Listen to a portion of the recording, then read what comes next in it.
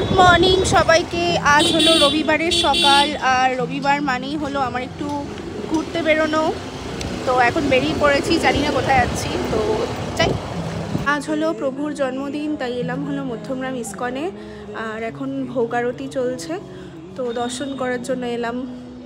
এই যে এখন প্রভুকে সাজানো হচ্ছে, দেখো কি সুন্দর সাজাচ্ছে, অপূর্ব সুন্দর লাগছে। প্রত্যেক দিনই কিন্তু বিভিন্ন রকমের সাজসজ্জায় সজ্জিত হয়, আর আজকে দেখো কত সুন্দর লাগছে প্রভুকে। আজকে হলো আমাদের মধ্যমগ্রাম ইস্কনের প্রভুর জন্মদিন, তাই আজকে ইনভাইট করেছিল আমাকে। তাই সকালবেলা এসে আগে দর্শন করলাম। কি সুন্দর সাজাচ্ছিল, কি বলবো, চোখ সরানোই যাচ্ছিল না। এই যে আমাদের প্রভুকে দর্শন করো, কত সুন্দর লাগছে, অপূর্ব সুন্দর, অপূর্ব সুন্দর লাগছে রাধা মাধবকে, কি দারুণ। মাথার পাগড়িটা দেখো কি সুন্দর। রাধা রানীকে দর্শন করো। রাধে রাধে, হরে কৃষ্ণ, রাধে রাধে। সুন্দর লাগছে, চোখ সরাতে ইচ্ছা করছে না, এত সুন্দর লাগছে। আর কত সুন্দর সাজিয়েছে দেখো। আজকে প্রভুর জন্মদিন বলে অনেক সুন্দর করে সাজানো হয়েছে, ফুলের মালা দিয়ে দারুণ করে সাজিয়েছে। তুমিও দর্শন করতে এসছো?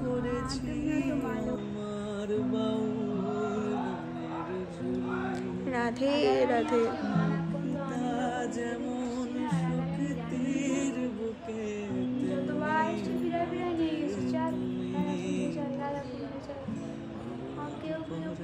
এখন বেরিয়ে গেলাম, এখন প্রভুকে দর্শন করা হয়ে গেছে, তো এখন যাচ্ছি।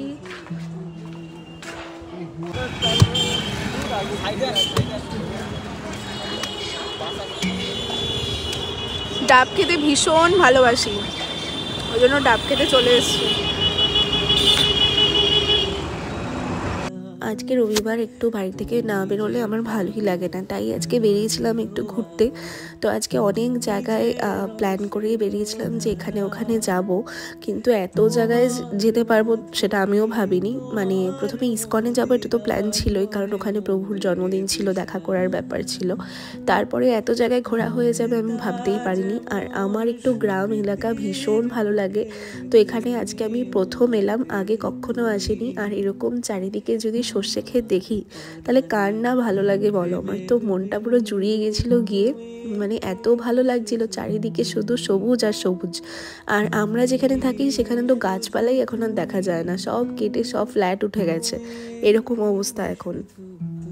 আজকে এসছি আমি সর্ষে খেতে, জাস্ট দেখো চারিদিকটা কি দারুণ লাগছে, ভীষণ সুন্দর লাগছে, কি দারুণ লাগছে, সত্যি অসাধারণ লাগছে, দেখো ওয়াও। আর এখানে গিয়ে আজকে আমার যে কি ভালো লেগেছে, চারিদিকটা এত সুন্দর লাগছিল আর ভীষণ ভালো লাগছিল। আর শীতকালে দেখবে যতই রোদ থাকুক না কেন ভীষণ ভালো লাগে। আর আজকে এখানে গিয়ে আমার মনটা পুরো জুড়িয়ে গেছে, এত ভালো লাগছিল। আজকে এসেছি হলো সর্ষে খেতে। আমার পেছন দিকটা দেখো কি অপূর্ব সুন্দর লাগছে, কি দারুণ দেখো। হয়ে গেছে, সর্ষে খেতে এসেছিলাম, কি ভালো লাগলো, ভীষণ ভালো লাগলো, এত সুন্দর, মানে কি বলবো। আজকে লোকনাথ বাবার আশ্রমে এসেছি, তোমরা সবাই দর্শন করো। এটা লোকনাথ বাবার আশ্রম, দেখো সবাই কি সুন্দর, এই দেখো, এই যে লোকনাথ বাবার আশ্রম।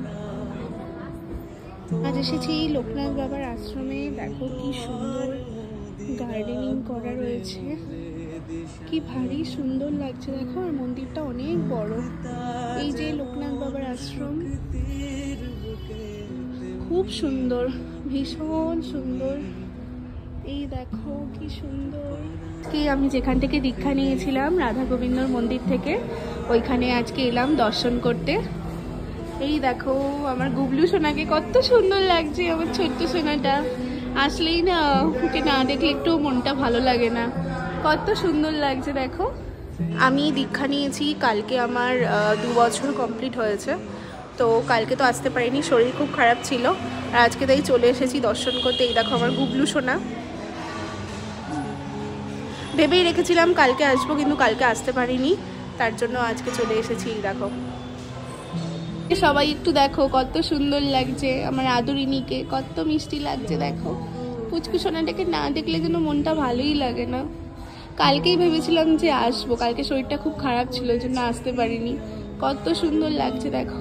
আর এই দেখো গুরুদেবকে দর্শন করো সবাই, কত সুন্দর লাগছে আমার গুবলু সোনাটাকে। তারপরে আমি যেখান থেকে দীক্ষা নিয়েছিলাম ওখানেও গিয়েছিলাম দর্শন করতে, যেহেতু আমার 2 বছর কমপ্লিট হয়ে গেছে, তাই গুরুদেবের সাথে দেখা করতে গেলাম। তো ওখানে অনেকক্ষণ ছিলাম, বাবার সাথে কথা বললাম, তারপরে চলে গেছিলাম একটা জায়গায় কীর্তন হচ্ছিল। আর এখানে এসে কি মিষ্টি মিষ্টি গোপালগুলো, কি বলবো, পুরো মনে হচ্ছিল বাড়িতে নিয়ে চলে আসি। এত সুন্দর গোপালগুলো, মানে চোখ সরানো দায়।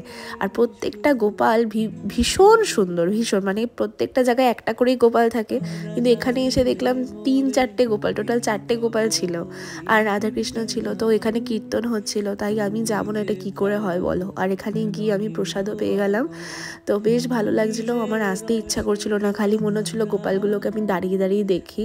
আর আমাকে অনেকে মেসেজ করেও বলে যে দিদি তুমি গোপালগুলো নিয়ে এসো। তো আজকের ভিডিওটা এইটুখানি, আমার দেখা হচ্ছে খুব